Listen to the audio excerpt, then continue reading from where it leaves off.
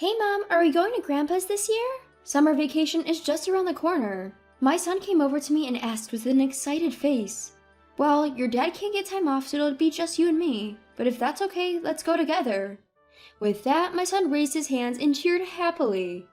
My name is Jessica, a working mom of 38 raising a child. I had been job hunting since my son was born, but luckily got rehired at my old workplace around the time he started elementary school, and have been working mainly from home. My son has grown up, now in the 5th grade. I'm considering the next steps in my work life as well. My husband is 2 years older, at 40. He was an ambitious salesman when we got married, but changed jobs 3 years ago, forgetting the favors he owed his old company, supposedly because of a better offer. For some reason, his salary, which should have been increased, has decreased, and the conditions are worse than at his previous company with long hours of overtime every day. My parents live in the countryside at a rural farm in Nebraska, and my son has been watching farm work since he was little. Now he joyfully helps out whenever he goes to the countryside. My parents seem very pleased to be able to work in the field with their grandson and are always enthusiastic about teaching him. I used to be a little embarrassed that our home was a farm, but now I'm glad that this is where I grew up, and when I go back to the countryside, I help out in the fields again after a long time. My husband, having grown up in the city, dislikes the countryside, and whenever we go to my parents' place, he arranges work, even if he has to force it, as an excuse not to go. He seems to think I haven't noticed, but it's obvious. I'd like to spend about a week in the countryside this year. What about you? I asked my husband just to check. I'm busy with work. I plan on taking my vacation later in the summer. It's always the same. Well, I guess staying a week at your in-laws can be unpleasant. But my son is looking forward to it, so this year I took my son and went to the countryside for fun. Then I get contacted almost every day by my husband. Where's my change of clothes? What should I eat for dinner? It's always such things. I know my husband is not good at housework, so I prepared his clothes so he doesn't have to do laundry, and I've frozen meals and instant meals so he should be able to eat if he can use the microwave. He's a grown man, so if he doesn't like it, he can eat out or buy something. Despite telling him that, he kept asking me questions. It makes me want to tell him to give me back the precious time I've spent preparing for these unnecessary interruptions. When I get home, there are unwashed laundry, uncollected trash, and everything is in disarray. I can't help but sigh. I tried talking to my husband, but he simply responded, I was tired from work, can't be helped. Just as I expected. I usually work, take care of our son, and do house chores, yet how is it that he can't do anything, even his personal tasks, in just 1 week? I feel frustrated, but I can't bring myself to start a fight that's clearly on the horizon. A month later, our son, who had just returned from visiting our relatives in the countryside, seemed to have more moments of contemplation. I thought he might just be missing the family he had stayed with. When I asked him why, his answer was surprisingly mature. Grandpa and Grandma seem to be struggling with their farm work. I wish there was an easier way for them. Apparently he was concerned about his grandparents. I was touched by his empathy and felt proud of his growth. Later, during a rare visit to the office, I had a casual chat with the boss and mentioned this conversation. My son was worried about his grandparents who work in the fields. My boss seemed intrigued by my comment. Apparently, they were planning to apply our company's technology to agriculture and start a new project. Despite being a small company, we have developed various products. They want to introduce those to agriculture. In other words, to implement IT solutions in farming. They were looking for farms willing to collaborate for a pilot project, so I immediately talked to my parents, agreed to assist, and they decided to participate. Since then, there's been a new spark in my life. The nature of my work has shifted from mundane tasks to creative ones. The prospect of helping my parents and the excitement of coming up with new ideas keeps me exhilarated. I suppose I look just like my son, who's eager to go visit the countryside again. This is the kind of work I've always wanted to do. Seeing me like this, my husband, misinterpreting my enthusiasm, asked me in a bad mood, Are you having an affair or something? Excuse me? Taken aback by his outrageous question, I let out a surprised squeak. I had to explain the situation to him again. It's not an affair, I'm just enjoying my work. I've discussed it with my husband, but his response has always been nonchalant, just an, uh-huh.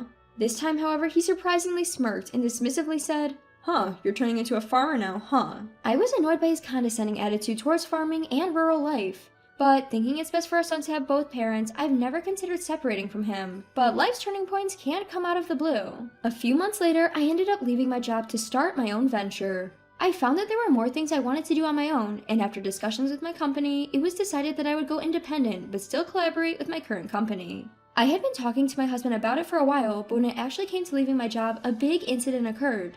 I approached my husband when he got home from work. Welcome home. Just like I told you, I quit my job today. I reported to my husband again just to be sure. Suddenly, he gave me a stern look. What? You really quit? Why, you're going to be a bum? Huh?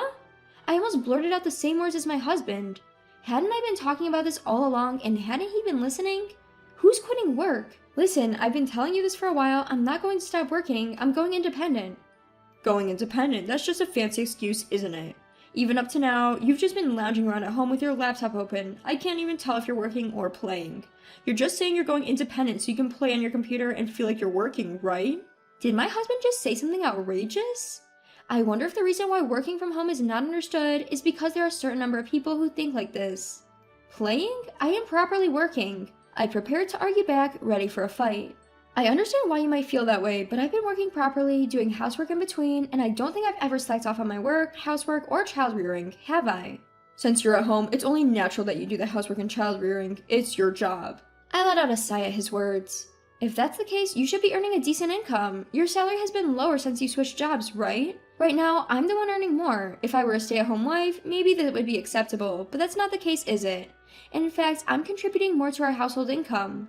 But you're quitting, right? So you're a bum. My husband sighed and walked out of the living room. We can't even have a proper conversation, so it doesn't even turn into a fight. I thought things would go back to normal the next day, but then my husband came back and stopped in front of the table. Wondering what was going on, my husband spoke. A wife who doesn't bring in money is useless. Write this down and let's get a divorce. From out of nowhere, my husband laid divorce papers on the table. For a moment, I was confused, but I accepted it out of anger at his actions. Really? Are you sure about this? With that, my husband gave a sly smile. Of course. I'm not obligated to support a housewife who doesn't work. Oh, I see. It's futile to say anything to this man. I can't do anything about it. But we have a son, so divorce isn't that simple. When I brought this up, my husband laughed it off. You take him with you. Raising kids is a mother's job, right? Besides, he doesn't look like me at all. Whose kid is he? I couldn't believe my ears. My husband has gradually stopped playing with our son and now hardly talks to him at all, but I never imagined he would say such a thing. How can you say that? He's your son through and through. You're just saying that because you want child support, right? Feeling insulted, I raised my voice. Well then, go ahead and get a DNA test or whatever, but you do realize what happens if he turns out to be your son, right?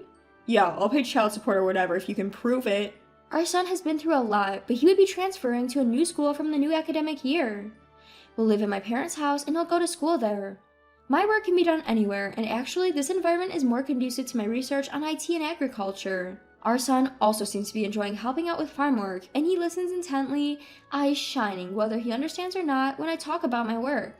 Before my son and I moved out, the results of the DNA test came back, affirming the father-son relationship between my husband and our son. If I talked to him based on this, he might reconsider the divorce. It would be better for our son to have both parents. That's what I thought as I was about to talk to my husband, but my son, noticing that something was different about me, said, "It's okay if Dad isn't around."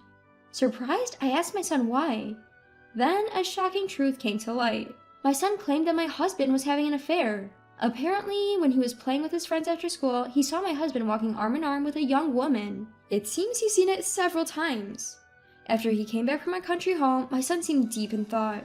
Turns out he had witnessed my husband's infidelity, but it seems he didn't want to break the news to me, fearing it would upset me.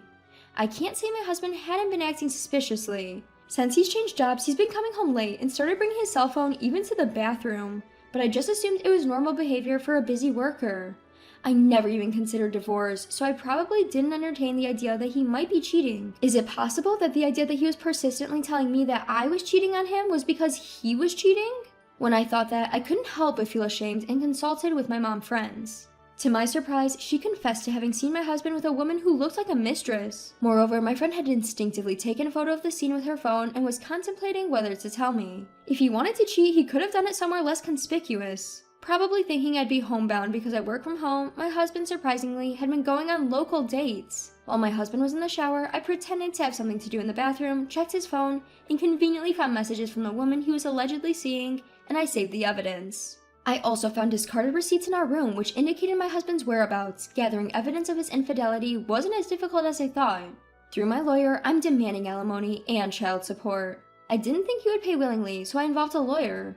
As expected, I received a call from my husband. To my surprise, my husband even showed up at my parents' house, which he despised visiting. What is this all about? When I answered the doorbell, my husband started shouting. Isn't it clear? The amount claimed for damages and child support. Oh, and the DNA test results too. You said you would pay child support if paternity was confirmed, right? So make sure you do. Also, you know what this is about, right? Compensation for infidelity. I was beyond anger and found myself laughing. My husband kept denying any infidelity. Of course I no longer bought his words. I snatched the envelope he was holding, took out its contents. These are the proofs of your infidelity, so that's the claim for damages. You get it, right? You kept saying that I was being unfaithful, but it seems that ideal only came up because you were the one cheating. Moreover, the woman you were cheating with isn't from your previous workplace. To make things worse, she's married and her husband is your colleague. You moved jobs not because you were headhunted like you bragged about, but probably because it got uncomfortable after the affair. I never thought you were cheating when you said you had overtime. While sighing, I stated the facts and my husband glared at me. This is a setup. Anyone could forge these photos. His stupidity left me too drained to argue. Well, you might think it's fabricated, but that is genuine. What? Why? Because I'm not so idle as to make fake pictures, and I'm the one who obtained this evidence. I grew frustrated as my husband kept insisting it was fake. Surely you must be worried about another alimony claim. I guess your current salary isn't as low as you made it out to be. The reason you couldn't contribute to our household expenses was because you were paying off the alimony from your affair, wasn't it? I knew something was off. You were secretly making payments from your salary to the ex-husband of your mistress, weren't you?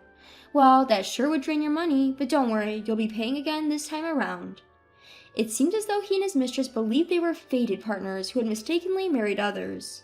If that were the case, he should have just divorced me, but I guess he didn't want to divorce me because he knew he would have less disposable income. This time, my husband was so adamant because he genuinely thought I had cheated in the past and that our son wasn't his. That it was really his son. Hadn't his wife been having an affair? That was what the mistress had manipulated him into believing. Considering he could doubt me based on such claims, it's definitely the right decision to get a divorce. Anyway, we're getting divorced. We're already living separately, so there shouldn't be any issues. My husband's expression hardened at my words, but I just laughed it off. Oh, I suppose there might be one issue. You're probably having a tough time maintaining the house, aren't you? You can't even use the washing machine or take out the trash. But you'll be evicted if you let it become a dump, so you better clean up. I have no desire to return to such a place. I won't be returning to that house. Do your best with your mistress. Oh, and I want the alimony and child support in one lump sum. I don't want to deal with unpaid installments. Even if you have to get into debt, you should pay it off first. Thank you. Hey, wait. Despite the desperate look on his face and the cries in the hallway, when he realized no one was paying him any attention, he dejectedly walked out, got into his car, and drove off. Apparently, he was surprisingly upset by the fact that it was proven that our son was indeed his. I guess he lost faith in his mistress, who kept insisting that they weren't related. The divorce with my husband was finalized smoothly after that. As promised, I received the alimony and child support in one lump sum. He couldn't afford it even after dipping into his savings, so he dutifully took out a loan. When I made a claim for damages against the mistress, a huge argument broke out between her and my ex-husband. She was outraged, yelling, "Why should I pay damages?" But it's only natural since she was the one who had an affair with a married man. They had to leave the apartment we lived in because they couldn't afford the rent. They've now moved to a rundown apartment, and the mistress seems unhappy about it, but they have nowhere else to go, so they're reluctantly living together.